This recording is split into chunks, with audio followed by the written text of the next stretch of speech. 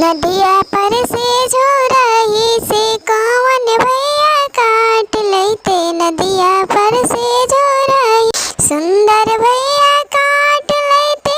नदिया पर से माटिया से सुंदर भैया काट लेते।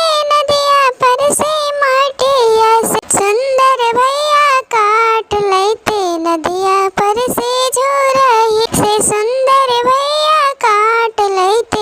नदिया पर से झोराही कौन बहिनी बनाई थी गौरा शिव के मूर्तिया से। कौन बहिनी बनाई थी गौरा शिव के मूर्तिया से। कौन बहिना ना से कौन बहिन मंगाई थी सेवा केला के डालिया से। कौन बहिना मंगाई थी सेवा केला के डालिया सुंदर बहिनी मंगती सेव केला के डालिया। सुंदर बहिनी मंगती सेव केला के डालिया से। सुंदर बहिनी मंगती सेवा गौरा के पूजा नवा से। सुंदर बहिनी करती सेवा गौरा